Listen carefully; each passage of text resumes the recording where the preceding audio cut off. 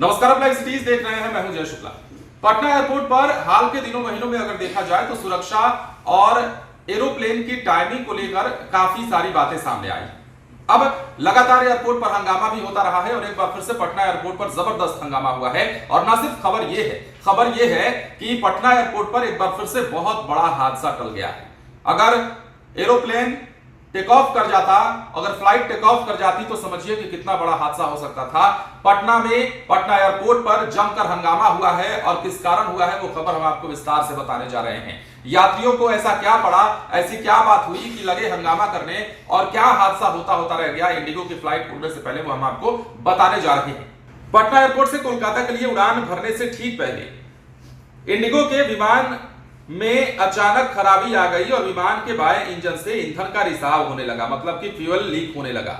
उड़ान से पहले एयरपोर्ट पर जांच के दौरान इसका पता चल गया और समय रहते गड़बड़ी अगर नहीं पकड़ी जाती तो यहां पर बहुत बड़ा हादसा हो सकता था।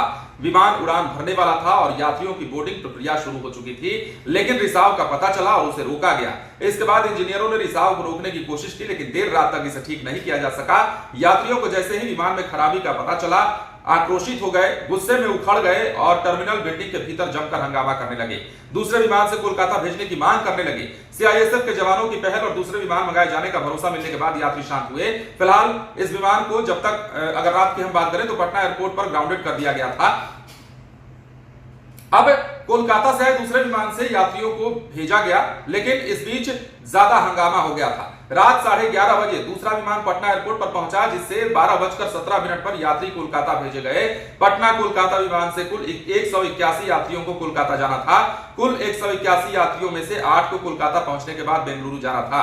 इन सबको 8 यात्रियों को अहमदाबाद जा रहे इंडिगो के विमान से भेज दिया गया, जबकि बाकियों की व्यवस्था भी की गई। लेकिन इन तमाम व्यवस्थाओं के बीच सवाल यह उठता है कि बार-बार पटना एयरपोर्ट पर आखिर विमानों के फ्लाइट टेक ऑफ करने से पहले इस प्रकार कौन सी निगरानी की जाती है, इस प्रकार कौन सी जांच की जाती है कि बार-बार खराबी आ जाती है। हालांकि बहुत बार नहीं होता, लेकिन रेयरली होता है, कभी कभार होता है। लेकिन आप समझ सकते हैं कि इंटरनेशनल एयरपोर्ट से जब फ्लाइट टेक ऑफ करती है, या तो मौसम खराब होता है या फिर कोई और अन्य कारण होता है, तो समझ में आती है बात। लेकिन टेक्नीशियंस जब चेक करते हैं तो इस दौरान हो सकता है कि कोई तकनीकी खराबी पकड़ ना पाए हो, जिसके कारण इंजन से फ्यूल का मतलब ईंधन का रिसाव होने लगा और इसी कारण इंडिगो के इस फ्लाइट को कैंसिल करना पड़ा। जिसके बाद पटना एयरपोर्ट पर जमकर हंगामा हुआ है, यात्रियों ने खूब बवाल काटा है। हालांकि बाद में उनकी समस्या का समाधान हुआ, लेकिन इस बीच तमाम तरह के दावे किए, तमाम तरह के आरोप लगाए गए प्रबंधन पर। इंडिगो फ्लाइट के जितने भी अटेंडेंट थे सब पर आरोप लगाए गए, सब पर अपना गुस्सा निकाला यात्रियों ने और इस दौरान जमकर हंगामा किया है। बहरहाल पटना एयरपोर्ट पर बहुत बड़ा हादसा टला है, अन्यथा